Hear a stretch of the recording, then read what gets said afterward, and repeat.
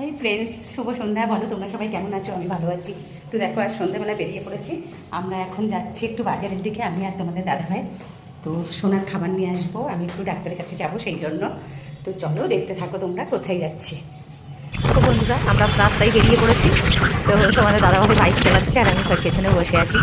মানে সন্ধ্যাবেলায় আমরা যে ঘুরতে যাচ্ছি, এত ভালো লাগছে, এত ভালো ওয়েদার আর হাওয়া দিচ্ছে। দেখো, আমরা ব্রিজের উপরে উঠেছি। মানে ব্রিজের উপরে তো একটু উঁচু, মানে আরও ভালো লাগে বাইকে করে যেতে।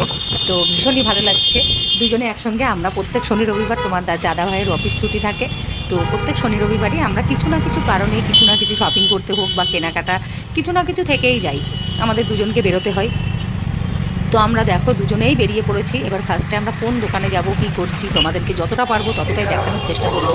দেখো, ফার্স্টেই চলে এলাম একটা ঘড়ির দোকানে। তোমাদের দাদাভাইয়ের একটা ঘড়ি দেওয়া আছে, আর একটা ঘড়ি সেদিনকে কিনেছিল, তো নিয়ে গেছে। ওই ঘড়িটাও আমরা বাক্স টাক্সগুলো নেবো আজকে। আর যে ঘড়িটা দাদাভাই ঠিক করতে দেওয়া ছিল, হাত থেকে পড়ে গিয়ে কাজটা ভেঙে গেছিলো, তো সেই ঘড়িটাও আজকে নিয়ে নেব। সেই জন্যই এসেছি। তো তোমাদের দাদাভাইয়ের ঘড়িটা দিতে মানে ওদের দেরি হচ্ছে, ওরা কিছুতেই দিচ্ছে না। আর দেখো, এই ঘড়িটা কিনলাম।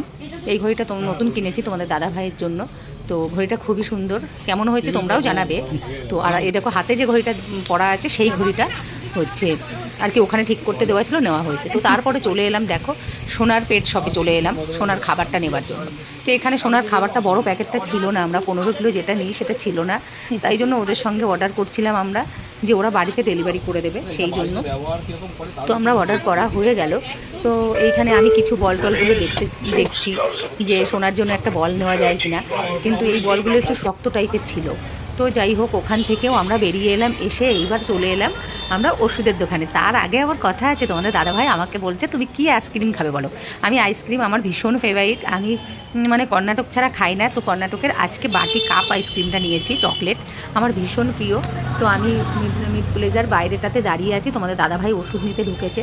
আমিও একটু ভেতরে গেছিলাম, গিয়ে ঘুরে আবার চলে এসেছি। বাইরেটায় দাঁড়িয়ে দাঁড়িয়ে আমি আইসক্রিমটা খাচ্ছি। আর তোমাদের দাদাভাইয়ের আইসক্রিমটা তোমাদের দাদাভাই ভেতরেই দাঁড়িয়ে দাঁড়িয়ে খাচ্ছে। এই দেখো, তোমাদের দাদাভাই হলুদ কালারের গেঞ্জি পরে আছে, তো ও ভেতরে খাচ্ছে আর আমি বাইরে খাচ্ছি। তো ঠিক আছে বন্ধুরা।